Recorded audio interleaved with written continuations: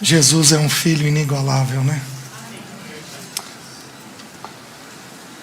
Que o Espírito de Deus nos abra os olhos para vermos mais o nosso amado Senhor Jesus. Amém? Nós estamos estudando sobre ansiedade e paternidade de Deus. E esse final de semana nós tiramos para estudar sobre o Pai e o sofrimento. O que a Bíblia fala sobre o Pai conduzindo seus filhos ao sofrimento. É uma ideia um pouco estranha para a nossa mente, porque a gente supõe que um pai não conduz um filho ao sofrimento. Mas isso é uma ideia equivocada nossa. Em partes, com todo o respeito àqueles que estão aqui, que vieram do catolicismo, eu também vim do catolicismo, mas essa é uma ideia um pouco católica que nós temos, de que Deus não pode promover dor. E como nós vimos ontem, num dos versículos apenas, tem muitos que nós poderíamos ver, a Bíblia diz que Deus cria a luz e as trevas, Deus cria a paz, mas Ele também cria o mal. O mal ali tem o sentido de adversidade, de aflição. Deus é um papai, é um Abba Pai. E eu preciso recapitular bem rapidinho, tirar alguns minutos para lembrar o que nós vimos ontem. O grande propósito de Deus é formar a imagem de Cristo dentro de nós. Isto é o Evangelho. Qualquer coisa que você ouvir que exclua Cristo, isto não é o Evangelho. O único e verdadeiro Evangelho, ele é baseado numa pessoa, na pessoa de Jesus Cristo. Essa pessoa, ela tem muitos nomes na Bíblia, cerca de 100 nomes na Bíblia, o Senhor Jesus tem. Mas o nome que ele toma no Novo Testamento, que é mais usado, é Filho. Então, Deus quer nos ensinar a sermos filhos, como Jesus foi filho. Então, ao formar Cristo em nós, Ele deseja, em especial, nos formar numa filiação. Ele quer nos ensinar a agirmos como filhos. Filhos pequenos, depois filhos adultos, mas termos uma paternidade dentro de nós. Na prática, como tem sido dito muitas vezes para os irmãos, a ideia é a seguinte: só somos ansiosos quando não nos vemos como filhos. Nesse quesito, todos nós aqui sofremos do mesmo dano, porque todos nós aqui somos ansiosos, em escala maior ou menor, mas todos nós temos traços de ansiedades na nossa vida. Alguns são na área financeira, na área de saúde, na área relacional, mas todos nós temos ansiedades. Naquela área que nós temos ansiedade, nós ainda não aprendemos a ter a filiação de Jesus. Nós ainda não temos a imagem de Jesus dentro de nós. Então, Deus toma 3 instrumentos, como nós vimos ontem, para formar Cristo dentro de nós. O primeiro instrumento, a palavra. É na palavra que nós conhecemos quem é Cristo. O segundo instrumento, o Espírito, porque o Espírito é aquele que nos toma pela mão e nos conduz neste deserto chamado vida, chamado existência humana. Nós vivemos num deserto com alguns oásis. Essa é a proposta das Escrituras. Nós queremos viver um oásis com alguns poucos desertos. Isso não é a proposta do Senhor. Nós não temos condições de viver um oásis nessa vida. Habitamos num mundo caído, num corpo caído. Habitamos num mundo ainda entregue ao pecado. Então, não tem jeito disso daqui ser um oásis. Porque tudo que o pecado toca, o pecado mata. Como nós vivemos num mundo entregue ao pecado, até que o nosso bendito Senhor venha, amém? Vem mesmo, Senhor. Até que Ele venha, nós ainda estaremos nesse pecado. Então, o Espírito nos toma nesse deserto para nos conduzir e formar Cristo em nós. Mas, se esses dois únicos instrumentos fossem suficientes para nós, Deus não criava o terceiro. O problema é que Deus tem que criar um terceiro instrumento para formar Cristo em nós. Por quê? Porque, infelizmente, nós somos tão complicados e tão rebeldes que nós não aprendemos apenas por ouvir. Então, a semelhança dos nossos filhos, nós precisamos ser disciplinados, nós precisamos ser corrigidos, nós precisamos sofrer. Então, o Espírito vem e toma um terceiro elemento para poder formar Cristo em nós. Que elemento é este? Um elemento chamado dor. Por que nós somos ansiosos? Porque nós não queremos que a vida doa. Somos ansiosos porque queremos evitar a dor. O problema é que somos caídos, regenerados à semelhança de Cristo, feitos novas criaturas, porém ainda com muitos traços adâmicos dentro de nós. Então, o bendito Pai toma o seu Filho unigênito, transforma ele no primogênito, para mostrar para nós como viver nesta vida, nesta existência. E este bendito Pai, como nós vimos ontem, em Hebreus diz assim: embora Jesus, sendo filho, ele aprendeu obediência pelas coisas que sofreu. Então, o Filho eterno, o Filho amado, precisou sofrer, não por causa dele, porque como nós vimos ontem, Jesus aprendia tudo por ouvir. Ele aprendia tudo por ouvir. O Espírito dizia, vai para o deserto. Você vai ser tentado. Ele dizia, sim. O Espírito dizia, passa fome, 40 dias de jejum. Sim. O Espírito dizia, você vai ser tentado pelo maligno, pelo diabolos, o maldizente. E o Senhor Jesus dizia, sim. O Espírito dizia cala, e ele calava. O Espírito dizia fala, e ele falava. O Espírito dizia toca, e ele tocava. O Espírito dizia não toca, não se envolva. Ele não se envolvia. Jesus era plenamente obediente. Por que ele precisou sofrer? Por amor a mim e a você. Para nos ensinar como é que se lida nessa existência com a dor. Então, o nosso bendito irmão mais velho, ele é misericordioso e pronto para nos socorrer, porque ele, a nossa semelhança, sofreu em todas as coisas. Ele entende o que é dor, ele entende o que é rejeição, ele entende o que é solidão, ele entende o que é escassez. Lembram de qual era a família dele? Lembram do nascimento dele? Oh, o nosso bendito Senhor sabe o que é escassez.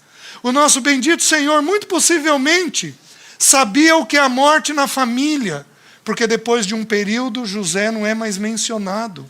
A gente supõe que o pai terreno dele morreu.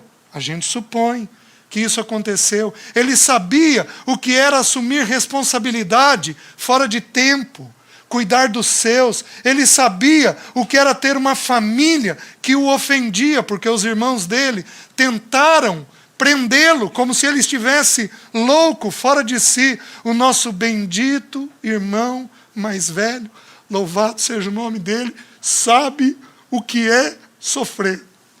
E ele está hoje, como diz Hebreus, num trono de graça, pronto a ouvir o nosso clamor, porque ele, a nossa semelhança, passou por todas as dores que são possíveis e imagináveis nesta vida. Oh, meus queridos, é nele que nós precisamos de socorro. É nele que nós precisamos de socorro. De vez em quando ele vai usar um irmão, mas nunca, nunca, nunca procure um irmão sem antes procurar o seu irmão mais velho. Você está entendendo? Nunca, nunca, nunca, em nome de Jesus, nunca procure um irmão para ajudá-lo, sem antes ir até este bendito trono de graça, colocar o teu joelho no chão e pedir para ele o socorro para aquilo que você está vivendo, porque ele tem graça e misericórdia para derramar em cada situação. Então nós vimos isso ontem. Nós vimos em Romanos, nós vimos que o nosso Senhor, que a maneira pela qual o Espírito escreve o texto de Romanos 8, diz que, não precisam abrir, Romanos 8, no versículo 16, diz que nós somos filhinhos, criancinhas guiados por Deus. E no versículo 19 diz que nós somos filhos adultos, filhos maduros de Deus. O que aconteceu do versículo 16 até o versículo 19? O que tem no meio, no versículo 17 e 18? No meio tem a dor, o sofrimento.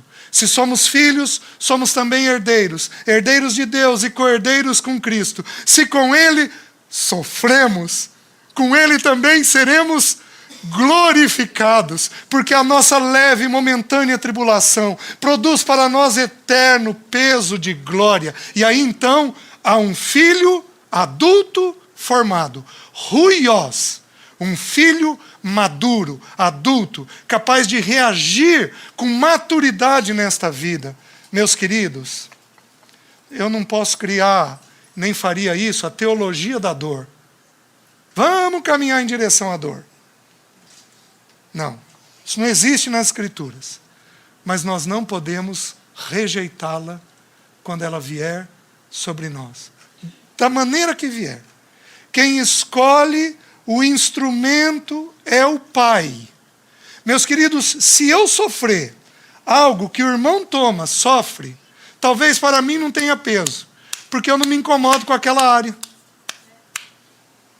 Então a dor precisa ser individual. O Espírito tem que levantar a dor individual. Ele sabe qual tipo de dor que mexe conosco. Eu fui muito ansioso com dinheiro. Minha esposa não é nada ansiosa com dinheiro. Se Deus mexe no dinheiro para ela, não dava diferença nenhuma. Tinha que mexer no dinheiro comigo, porque é a minha área de dor e de sofrimento. O Espírito sabe exatamente como nos tomar pela mão e como nos conduzir neste deserto para formar Cristo em nós. Os irmãos estão entendendo? E hoje eu quero avançar. De hoje para amanhã, eu optei por isso. Nós podíamos fazer muitas coisas. Nós podíamos, por exemplo, olhar como que o Pai nos disciplina. E ao olharmos a disciplina do Pai sobre nós, eu gostaria, se possível, de estudar um exemplo nas Escrituras, o exemplo de Davi, quando ele peca com Batseba, e a disciplina que Deus traz sobre ele.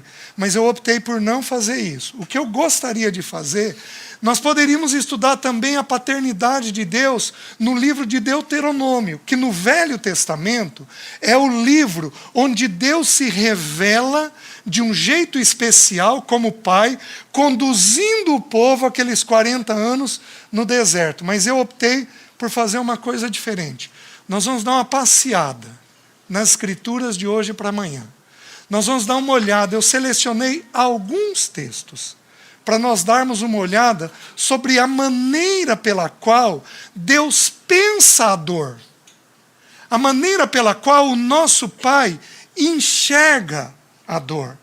Então, nós vamos, nessa noite, iniciar e, se o Senhor nos permitir, terminarmos amanhã.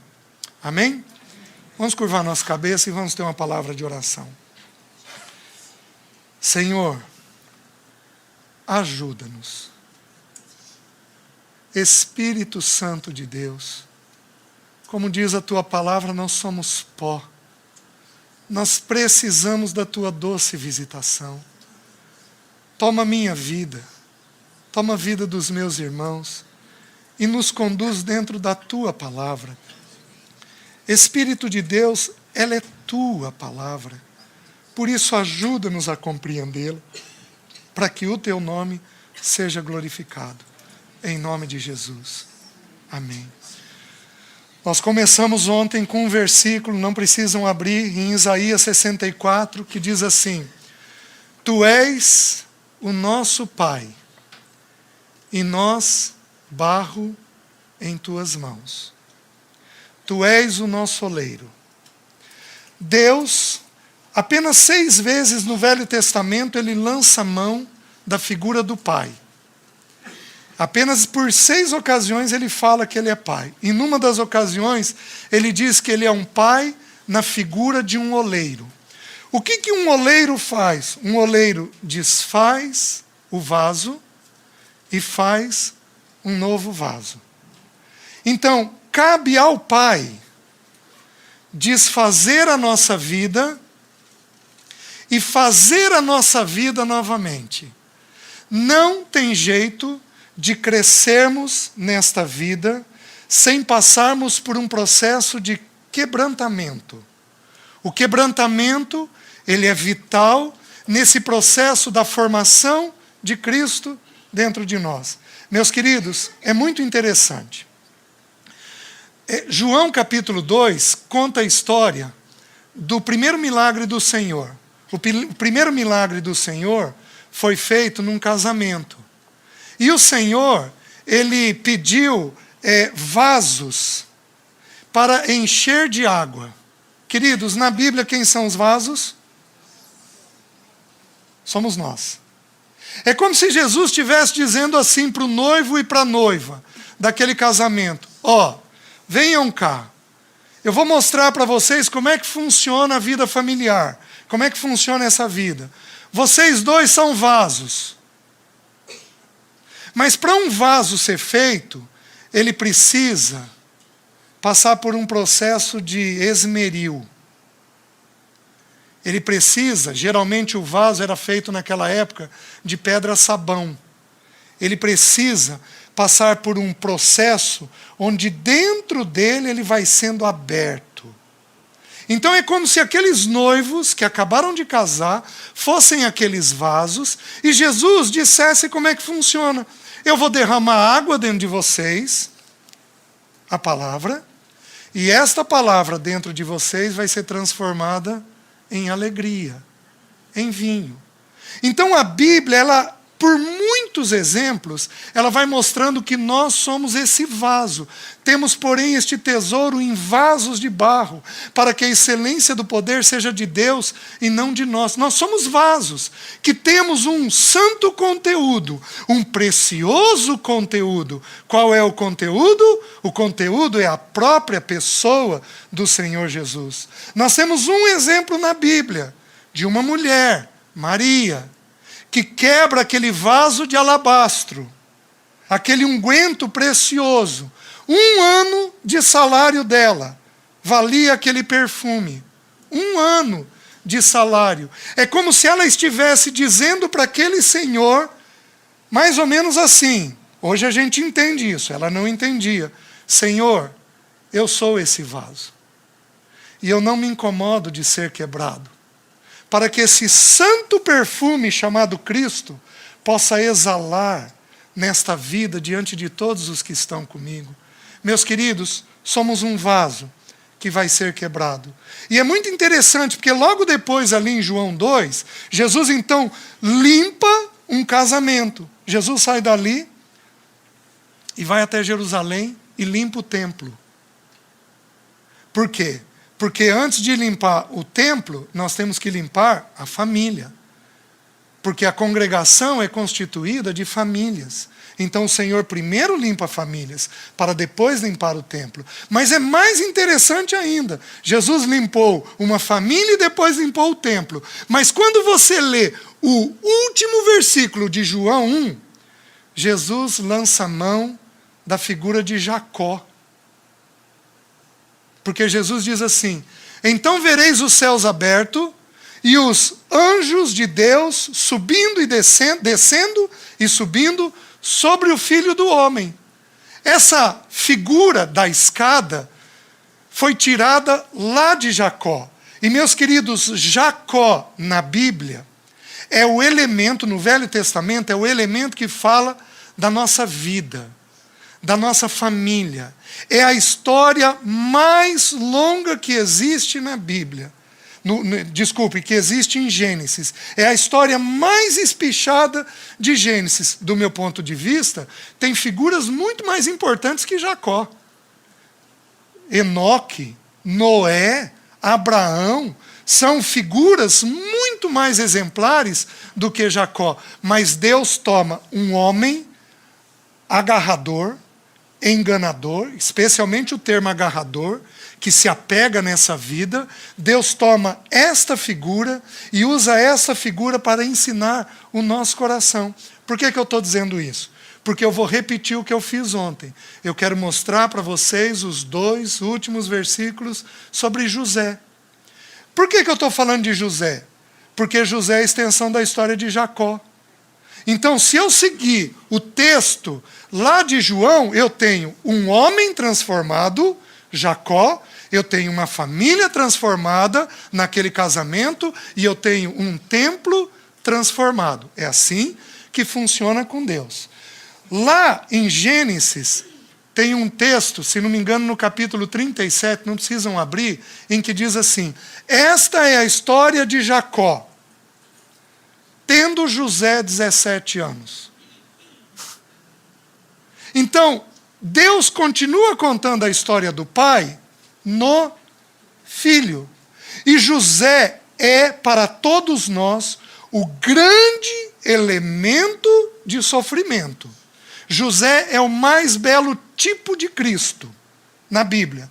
Não tem tipo semelhante a Cristo como é José.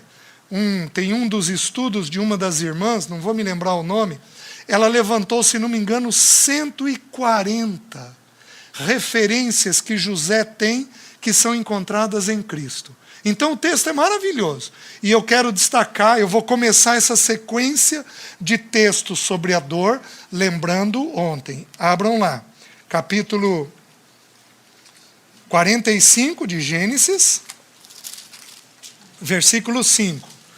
Olha a atitude que José teve com seus irmãos, que o traíram. Agora, pois, não vos entristeçais, nem vos irriteis contra vós mesmos, por me haverdes vendido para aqui, porque para a conservação da vida, Deus me enviou adiante de vós. Meus queridos, vamos entender a palavra. A dor de José visava o quê?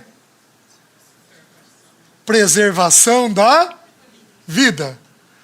Toda vez que o Pai traz uma dor sobre nós, tem uma única finalidade. Qual que é? Preservação da vida. Eu vou dar um exemplo grosseiro. Uma criança de 5 anos de idade pega uma faca de cozinha para brincar com os carrinhos dela. Ele quer cortar os carrinhos. Você deixa? Por quê? Porque você quer preservar a vida. A criança entende? A gente pega tanta faca afiada. A gente se relaciona com gente que vai ser problema. A gente faz negócio indevido. A gente constrói amigo problemático. A gente traz para dentro de casa gente que a gente não podia trazer. Mas nós afiamos tanta faca. E aí o pai vem e aí a gente chora e desespera e não entende o que ele está fazendo. E a gente não entende o porquê a gente está privado daquilo, daquele trabalho, daquele salário, daquele dinheiro, daquela pessoa, daquele relacionamento. A gente não entende o porquê Deus está fazendo isso. E Deus simplesmente, como a gente, com uma criança de 5 anos, Deus está tranquilo e sossegado porque sabe que a gente está preservando a vida daquela criança. Os irmãos estão entendendo?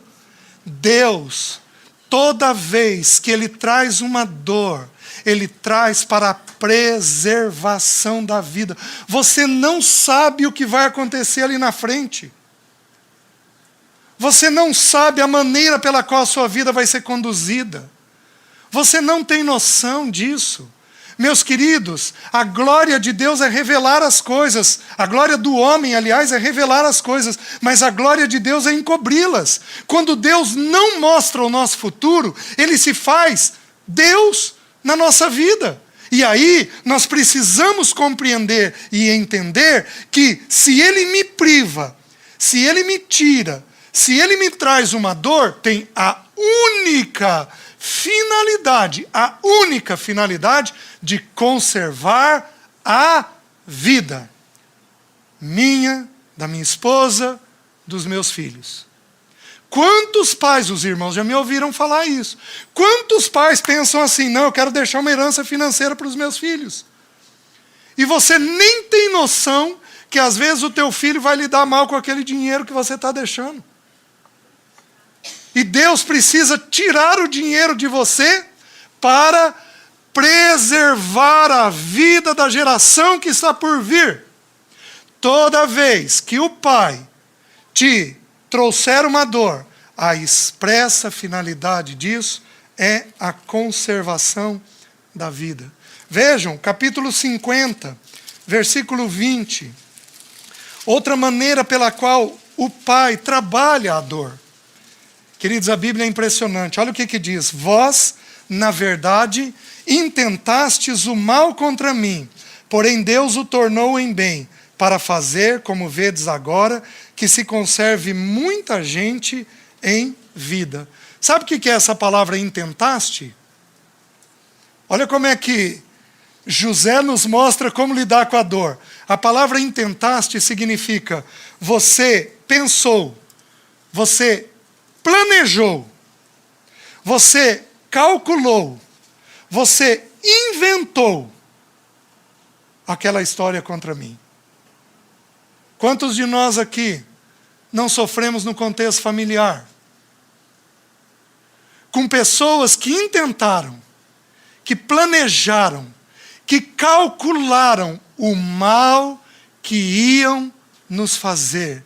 Meus queridos, o mundo está espalhado de gente perversa. A verdadeira igreja não tem ninguém perverso. Mas a igreja que nós vemos tem joio dentro dela. Que nós somos proibidos de separar. Porque só na consumação, e os anjos é quem vão fazer a ceifa. Nós não podemos fazer. Nós podemos ter pessoas perto de nós com intenções ruins. Com cálculo ruim. Pessoas que não têm prazer em ver o nosso bem. Mas você tem que entender uma coisa muito simples. Essas pessoas vão intentar o mal contra você. Vão calcular. E algumas vezes o Pai permitirá que você sofra. Nas bem-aventuranças, há uma que diz assim, bem-aventurados quando, mentindo, disserem todo o mal contra vós, alegrai-vos, exultai, pois assim perseguiram os profetas que vieram antes de vós. Então, há muitas ocasiões em que por causa de Cristo, nós seremos perseguidos. E meus queridos, José está nos ensinando a lidar com isso. Ele está nos ensinando o seguinte, que em toda a adversidade, Deus torna aquilo em bem. O Pai nunca priva, nunca produz um sofrimento se Ele não tiver na mente uma coisa boa para nós. Vós intentastes o mal contra mim, porém Deus, meu papai, o tornou em bem. Vocês estão entendendo? Então, na mente de Deus, ao sofrermos, existe um bem que será tirado daquilo. Qual é o bem supremo? Cristo formado em nós. E se o Senhor nos permitir chegarmos até Filipenses, nós vamos ver que há um outro bem. Cristo formado na igreja.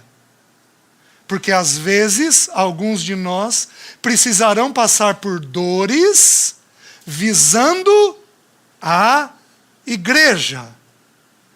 Visando o bem da igreja. Cristo será formado em mim, mas será formado em toda a igreja. Por isso Paulo se regozijava na prisão dele. Porque ele sabia que a prisão dele redundava em louvor e glória dentro da igreja. Os irmãos estão entendendo? Mas isso nós vamos ver um pouquinho mais na frente. Então, essa primeira menção de José. Vamos um pouquinho mais. Abram em Deuteronômio.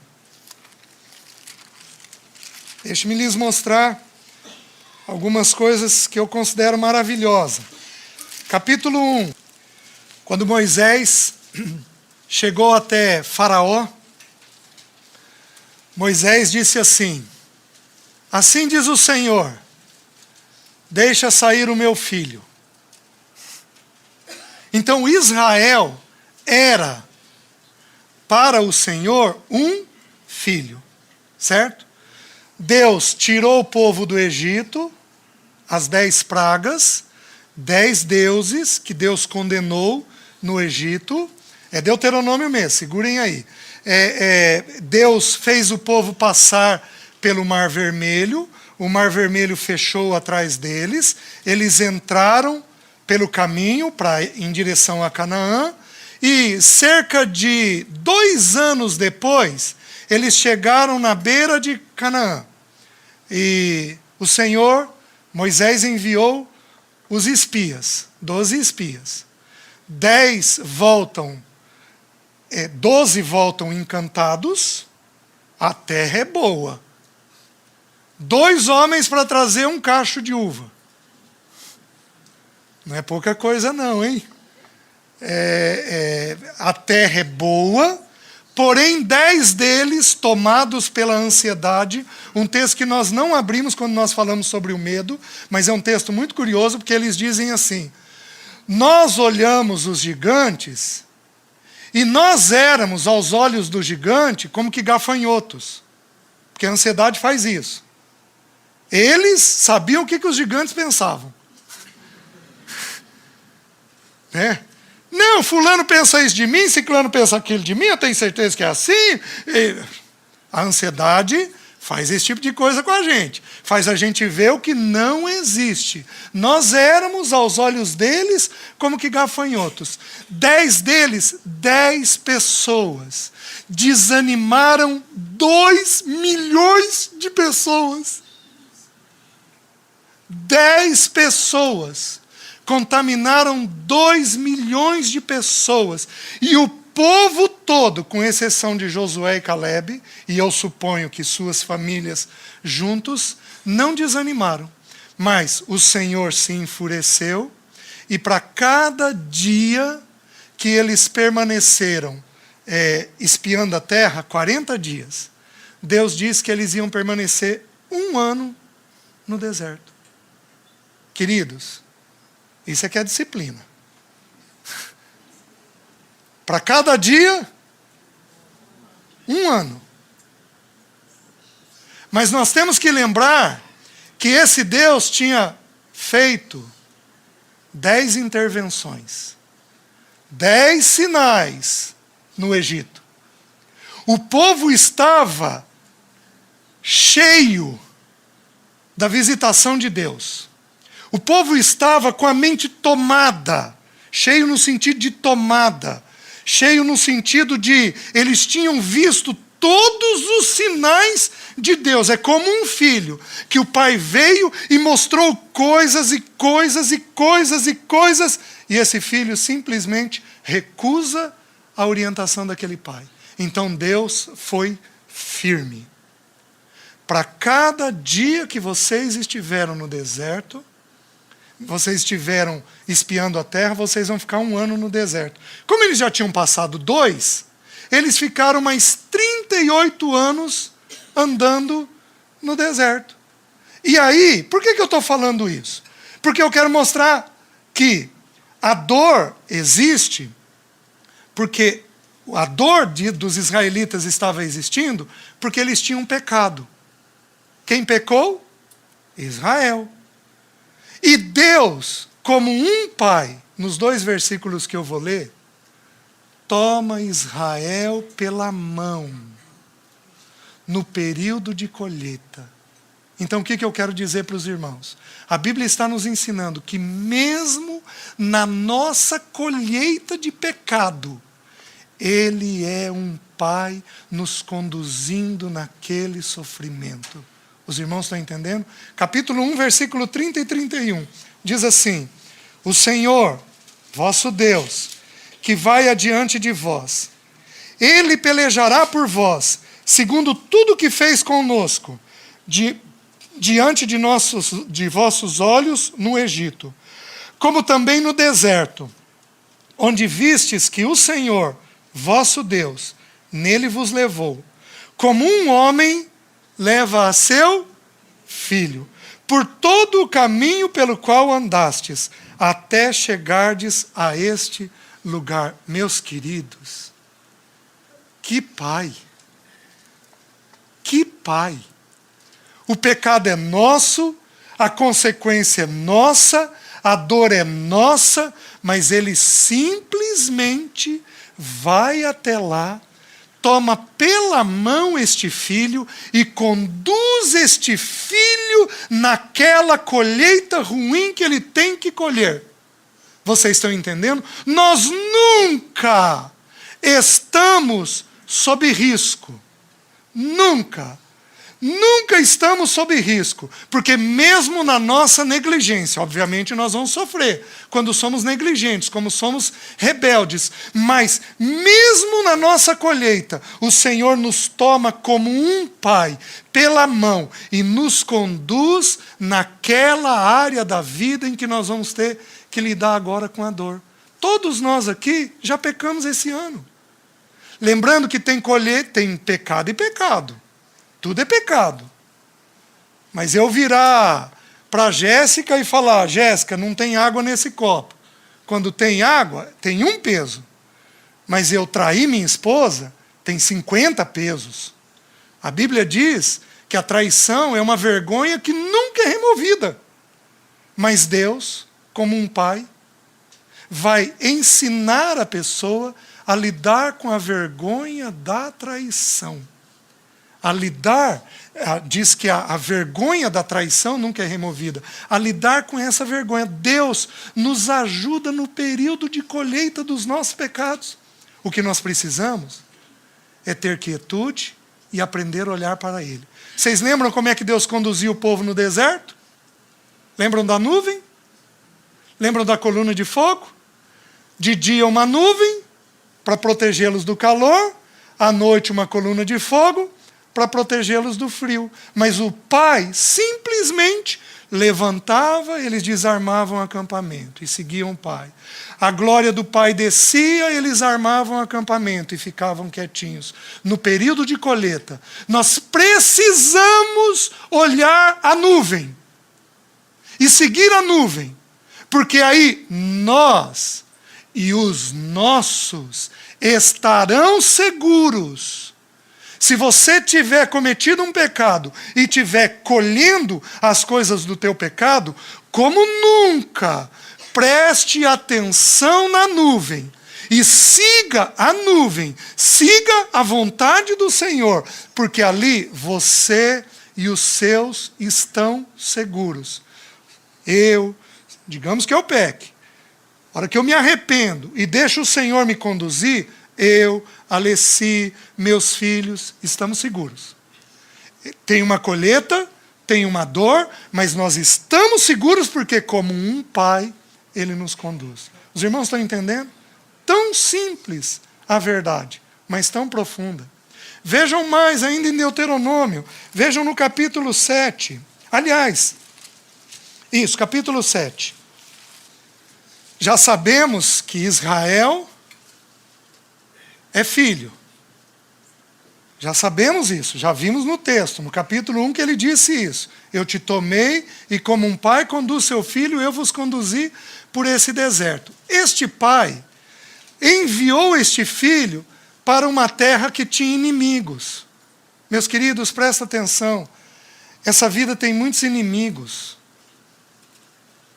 Nós temos que vencer o mundo. Nós temos que vencer pessoas. Queridos, algumas vezes nós temos que vencer família de origem. Você vai ter que abrir mão do modelo do teu pai, do modelo da tua mãe. Às vezes você vai ter que se posicionar diante de um pecado que a família sua comete. Todos nós temos N situações em que nós vamos ter que... são situações de inimigo. Algumas vezes teremos adversidade financeira. Algumas vezes teremos adversidade financeira porque temos sobra. A riqueza produz mais ais do que a pobreza. Isso é bíblico.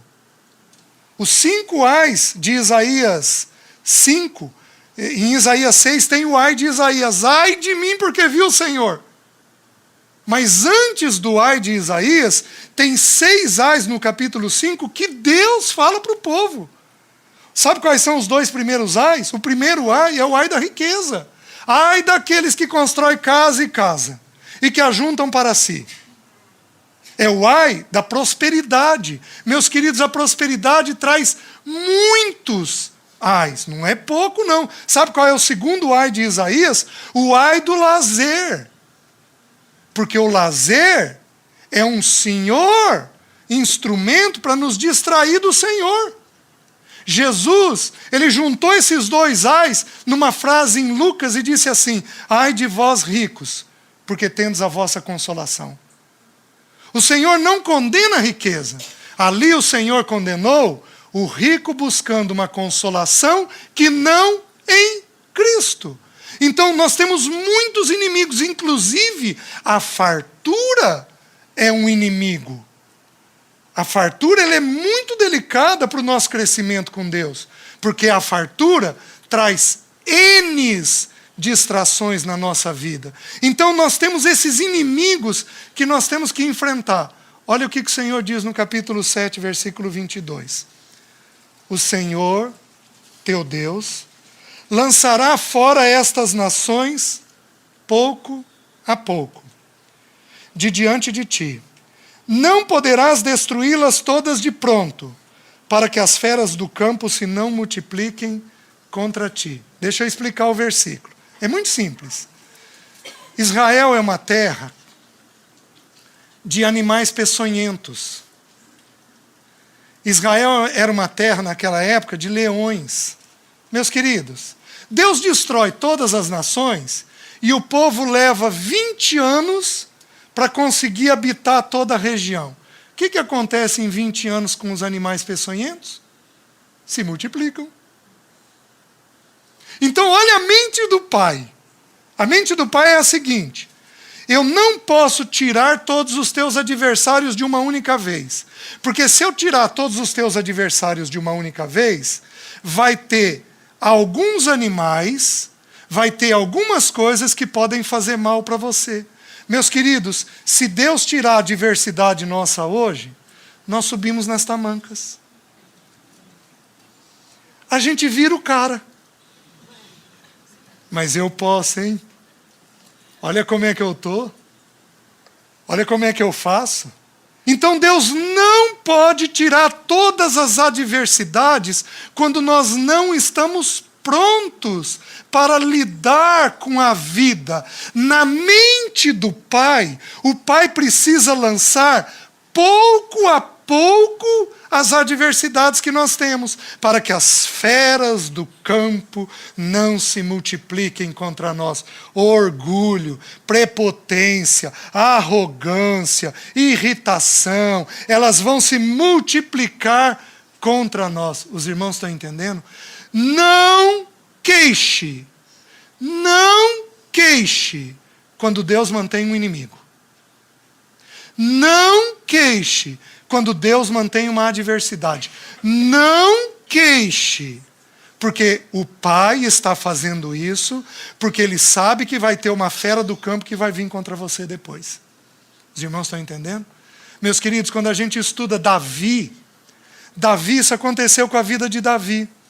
Quando descreve a traição dele com Batseba, diz assim: na época em que os reis costumavam sair à guerra, então os reis tinham que estar onde? Na guerra. Estava Davi no palácio. Sabe por que Davi estava no palácio? Porque não tinha mais inimigo significativo a ser vencido. Então ele descansou no reino dele. Está tudo vencido. Está tudo resolvido.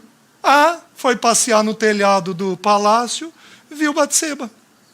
Você entende o porquê Deus precisa te manter com alguma adversidade?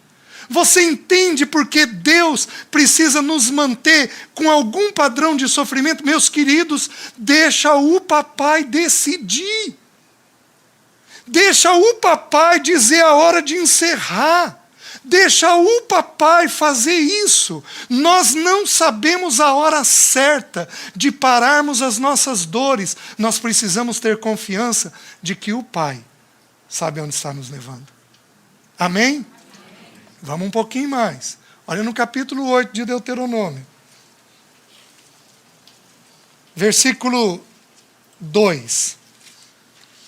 Deus descrevendo como que ele agiu com o povo. Recordar-te-ás de todo o caminho pela qual o Senhor, teu Deus, te guiou no deserto estes 40 anos, para te humilhar, para te provar, para saber o que estava no teu coração, se guardarias ou não os seus mandamentos. Ele te humilhou e te deixou ter fome, e te sustentou com um maná, que tu não conhecias, nem teus pais o conheciam, para te dar a entender, ó a preservação da vida, que não só de pão viverá o homem, mas de tudo que procede da boca do Senhor viverá o homem. Nunca envelheceu a tua veste. Meus queridos, eu andei no deserto do Atacama. Imagina um lugar quente. O que isso faz com roupa? Imagina um lugar frio à noite. O que isso faz com roupa? Não tem tecido que suporte esse tipo de coisa, esse tipo de variação de temperatura. Vocês estão entendendo? Gelado à noite, quentíssimo durante o dia. Nunca envelheceu a tua veste sobre ti, nem se inchou o teu pé nestes 40 anos. Sabe, pois, no teu coração, que, como um homem disciplina seu filho, assim te disciplina o Senhor teu Deus. Versículo 16. Que no deserto te sustentou com maná, que teus pais não conheciam, para te humilhar e para te provar, e afinal, para te fazer bem. Sabe o que significa a palavra humilhar? Ser curvado. Ser curvado. O Senhor precisa nos curvar. Tem uma expressão popular, não é bíblica, ela é popular, que diz assim: quem não verga, quebra. Deus não quer nos quebrar no sentido de acabar conosco, mas Deus quer nos curvar. Esse daqui significa humildade diante dele. E por que ele faz isso? Ele diz lá no versículo 2 que é para saber o que está dentro do nosso coração. Mas, meus queridos, Deus precisa saber o que está dentro do nosso coração? Quem precisa saber o que está dentro do nosso coração? Então, por que ele permite a dor? Com a expressa finalidade de nós corrigirmos as tendências indevidas que nós temos dentro de nós. E ao olharmos para Cristo, sermos formados à semelhança de Cristo. Os irmãos estão entendendo? Mas ele faz para nos vergar. Ele não deixa que a veste envelheça, ele não deixa que falte sapato, ele cuida do nosso alimento, ele cuida de tudo que é necessário. Mas o alvo dele é nos curvar diante dele. Vocês lembram as duas principais diferenças do joio e do trigo? Os irmãos devem saber isso de cor e salteado. O joio, quanto mais maduro, mais ereto. O trigo, quanto mais maduro, mais curvado. O joio, quanto mais maduro, mais a raiz penetra na terra, mundo. O trigo, quanto mais maduro, mais a raiz se desprende da terra. Meus queridos, nos curvemos nas provas. Como filhos benditos, como filhos amados, nos curvemos diante daquilo que o nosso papai está trazendo sobre nós. Vamos dar mais uma olhadinha. Vamos até o Salmo 56. Vamos entender a mente do Pai. Versículo 8. Contaste os meus passos quando sofri perseguições. Recolheste as minhas lágrimas no teu odre. Não estão elas inscritas no teu livro? A palavra passo, sabe o que significa no original hebraico? Perambulação.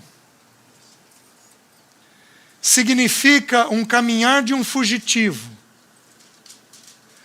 A palavra contaste significa recontar. Contar e recontar.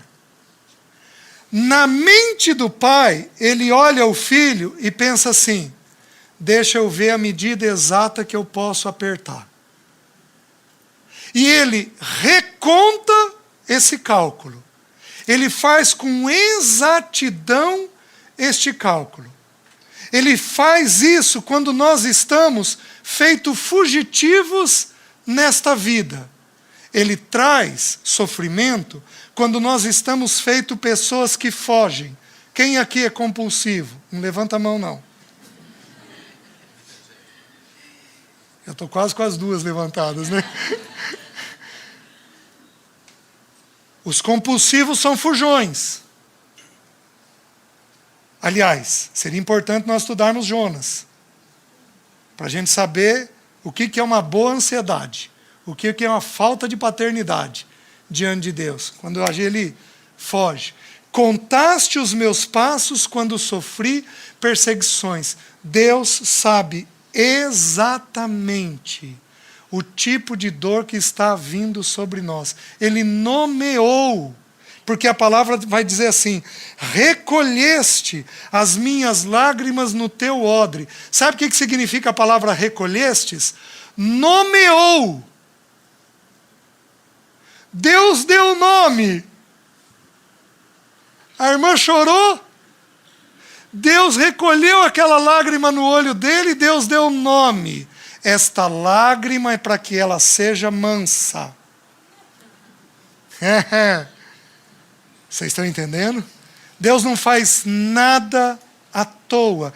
Cada lágrima recolhida tem um nome de Deus, tem uma expressa finalidade do Pai, tem uma clareza que o Pai tem em mente para produzir um determinado fim dentro de nós. A nossa morte pessoal e a vida de Cristo naquela área. Vocês estão entendendo? Recolhestes as minhas lágrimas no teu odre. Não estão elas inscritas no teu livro? Meus queridos, não há lágrima derramada nessa vida de um filho de Deus que Deus não escreveu no bendito livro dele, com a expressa finalidade de quebrar este vaso e fazer um novo vaso para a glória dele. Amém? Por isso, o povo de Deus não teme a dor. Por isso, o nosso Senhor Jesus, diante da solidão, se o Senhor permitir, amanhã à noite nós vamos ver isso, diante da solidão, ele disse: Pai, se possível, passa de mim este cálice. Contudo, não seja feita a minha vontade, e sim a tua. O nosso Senhor expressa o desejo de não viver aquela dor, mas ele imediatamente põe o seu coração onde precisa estar. Pai, eu quero aquilo que o Senhor tem. Por isso nós não temos problema de lidar com a dor. Senhor, define a dor que o Senhor tem para mim. Aqui entram muitas variações. Tem gente mais sensível à dor. A nível corporal tem gente mais sensível à dor, né? Tem gente que não suporta muita dor. Tem gente que suporta um caminhão de dor. Eu conheço pessoas que fizeram pequenas cirurgias sem anestesia. Eles pediram, eu tenho pacientes que têm medo de agulha. Eles fazem, às vezes, cirurgias pequenas, não grandes, fazem cirurgias sem anestesia. Porque eles suportam a dor e não suportam a agulha. Cada um tem sua dor, né? Cada um de nós tem um nível de dor para suportar e para tolerar. Mas o fato é o seguinte, ele contou estas dores. Ele nomeou estas dores, para que a gente saiba que ele tem um fim proveitoso naquilo que faz. Vejam, o Salmo 103, eu citei ontem também para os irmãos, versículo 12.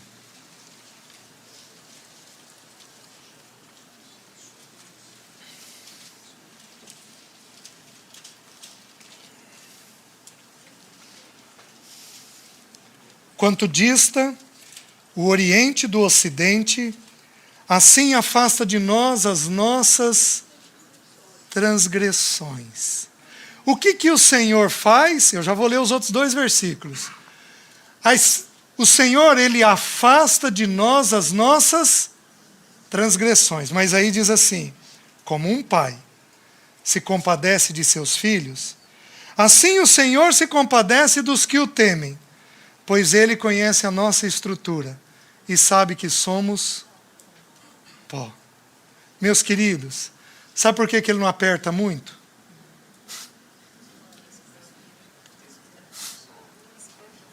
Porque nós somos pó. Você daria conta do teu Pai Celeste abrir a caixa de ferramenta diante da tua vida para te corrigir? Eu daria conta das coisas que ele vai me revelar daqui 5 anos? Eu não daria conta. Assim como você não dá. Então você tem que entender que quando ele traz uma dor, essa dor considera que você é pó. E que ele não pode apertar demais. Porque se ele apertar demais, você desfaz. Ele até desfaz feito um oleiro, mas ele pega aquele mesmo pó e água e faz num novo vaso. O sentido daqui é um pouco diferente. O sentido daqui é de que nós somos frágeis. Gente, como que a gente erra com os filhos da gente? Quanta disciplina excessiva às vezes. Os filhos estão dizendo um amém, né? Às vezes, quanta disciplina excessiva. Mas o filho também tem que lembrar que precisa de limite. Não tem jeito, né? Às vezes, como que os homens apertam as mulheres, suas esposas, e desfazem elas. E nós nos esquecemos que quando a gente faz isso, nós temos as nossas orações interrompidas. Porque as nossas mulheres são parte mais frágil. Quantas vezes os homens, ao tratá-las, tratam com tal violência que espremem e massacram essas mulheres e esquecem que elas têm a mesma estrutura, elas são pó. E nós não podemos, porque o nosso Pai nos trata, Ele leva em conta que a gente é pó. Nós não podemos, ao tratar os outros, esquecer que eles também são pó. Eu tive uma experiência vivida uma vez na clínica. Eu estava atendendo um homem que tinha problemas de vício sexual. E eu também tive, já compartilhei com os irmãos. Deus havia me tratado há muitos anos. E eu, via de regra, eu sou muito tranquilo na clínica, muito tolerante, lido bem com as pessoas. Eu não sei por que naquele dia, ele me contou, ele já tinha deixado e aí ele voltou para aquilo de novo. Me subiu uma ira e eu apontei o dedo para o irmão e eu descasquei o irmão. no meio do relato, o Espírito Santo falou comigo. Quem é você para tocar um filho meu desta forma? Eu te suportei 12 anos no seu pecado. Aí veio a segunda vez. Quem é você para tocar um filho meu dessa forma? Queridos, aquilo me constrangeu tanto. Eu parei, sentei, não sabia o que fazer. Virei para o irmão e pedi perdão. Eu preciso que você me perdoe, porque eu não podia ter feito o que eu fiz com você. O Espírito acabou de me dizer isso. Queridos, o nosso papai considera que nós somos pó. Quem somos nós para tocarmos os filhos do nosso pai do jeito que a gente quer? Quem somos nós? Ele não nos toca dessa forma. Ele nos toca com misericórdia, com fidelidade, com graça, com compromisso. Quem somos nós para tocarmos nos nossos irmãos, nos nossos filhos, nas nossas esposas, nos nossos maridos, do jeito que a gente quer, sem o espírito de graça, sem o espírito de fidelidade, sem o espírito de misericórdia, que é próprio do nosso Pai? Os irmãos estão entendendo? Então ele, quando nos toca, ele considera que nós somos pó. Isso está de acordo com o que 1 Coríntios 10 vai dizer, que ele nos prova na medida que nós somos capazes de suportar. Não queixe da tua dor, porque a tua dor está na medida que você é capaz de suportar. Lembre-se, como diz as Escrituras, de Jó. 10 filhos sepultados num dia. No mesmo dia, 10 filhos sepultados num único dia. Oh, meus queridos, nós não temos noção do que é dor. Nós não temos noção do que é dor. A gente queixa por muito pouco, porque a palavra nos dá muitos exemplos de como a coisa funciona. Então, tenhamos em mente essa questão de que somos pó. Salmo 119,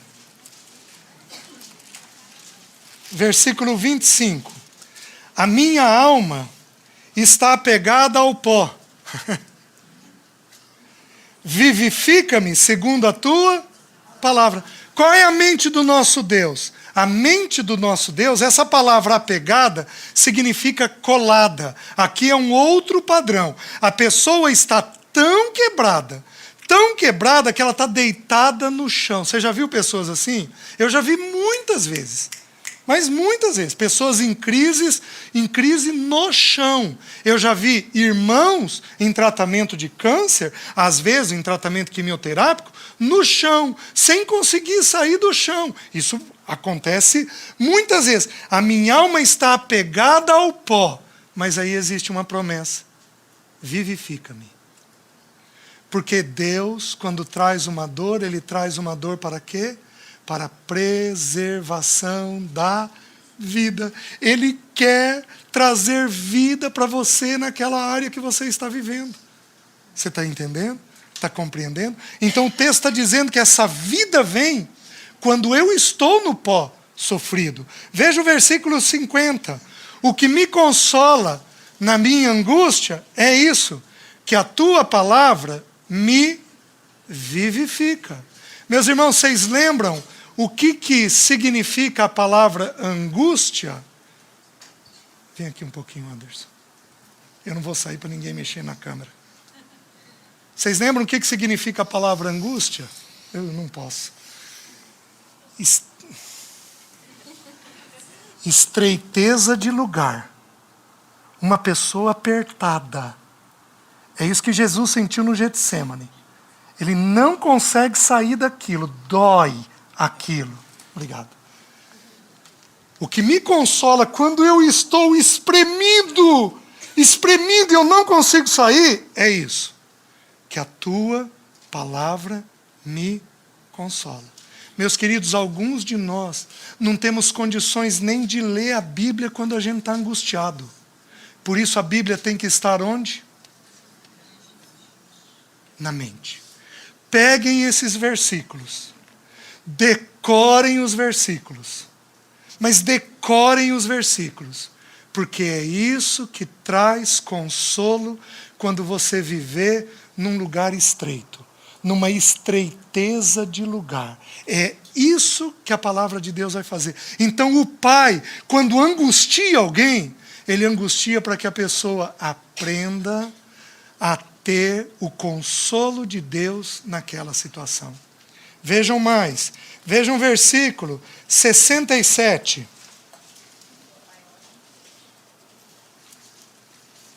Um texto muito conhecido. Olha o que diz. Antes de ser afligido, andava errado, mas agora guardo a tua palavra. Então por que Deus afligiu? Porque andava errado. Igualzinho a gente faz com os nossos filhos. Se eles andam errado, a gente vai e aflige eles. Porque é assim que eles aprendem como eles não podem fazer. Vejam o versículo 71. Diz assim: foi-me bom ter eu passado pela aflição, para que aprendesse os teus. De que jeito que a gente aprende a obedecer? Passando pela. Olha como que está de acordo com o livro de Tiago. Está alguém entre vós sofrendo? Faça oração. A gente busca Deus em períodos difíceis. Então por que Deus promove a aflição? Para a gente manter um coração buscando Ele constantemente. Isso é maldade dele? Imagina! Ele não é mau. Ele faz isso porque nós somos complicados. Porque a gente é desobediente. Porque nós somos distraídos. É por isso que ele faz. E aí eu quero encerrar com esses dois versículos. Versículo 75. É um versículo que para mim é singular. Ele diz assim: bem sei, ó Senhor, que os teus juízos são justos e que com fidelidade me... Quando Deus traz uma dor sobre um filho dele, traz uma disciplina, traz um sofrimento sobre um filho dele, ele faz com uma atitude de coração. Qual atitude? Fidelidade. Deus é fiel a quê? Deus é fiel ao propósito, à aliança que Ele fez conosco. A aliança de formar Cristo dentro de nós. Meus queridos, qualquer um de nós entende essa linguagem. Eu sou um bom pai. Eu dou o que os meus filhos têm necessidade, eu me preocupo, eu oro, eu atendo eles em tudo que eles necessitam. Mas o melhor pai é aquele que derrama no filho do seu próprio caráter. Deus é um pai diferente, porque Ele não apenas nos dá as coisas boas, mas Deus dá para nós de quem Ele é. Então Deus fez uma aliança comigo e com você. Uma aliança de formar o caráter dele em nós. A mansidão dele, a humildade dele, a santidade dele, a graça dele, a misericórdia dele. Ele fez uma aliança conosco de formar Cristo em nós. O problema é que eu sou infiel, porém Ele é fiel. Por isso o texto diz assim: com fidelidade me afligiste. Ele toca na área em que eu preciso morrer. Ele toca na área em que Cristo tem que ser formado em mim. O que você precisa fazer? Pôr o joelho no chão e pedir a graça de Deus, te dando compreensão do que Ele está querendo fazer dentro de você. Esse é o nosso problema.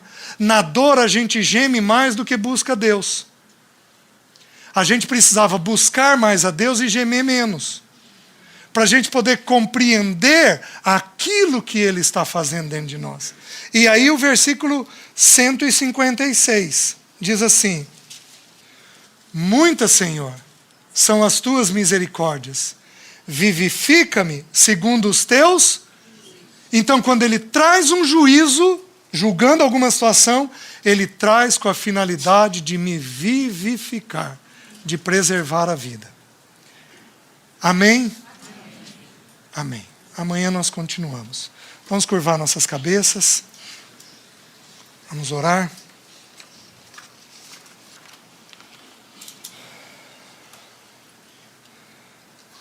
Pai, nós louvamos o teu nome, porque tu és santo, tu és bom e tu és amoroso. Eu louvo o teu nome, porque o Senhor tem cuidado de nós. Eu louvo o teu nome, porque o Senhor tem uma fidelidade conosco. O Senhor é um Deus de aliança. O Senhor fez uma aliança de fidelidade conosco, uma aliança de misericórdia, uma aliança de compromisso, uma aliança de nos conduzir a Cristo. Senhor, bendito é o teu nome. Senhor, ajuda-nos a ver a tua boa mão nas nossas dores, para que o teu nome seja glorificado em nós. Em nome de Jesus. Amém.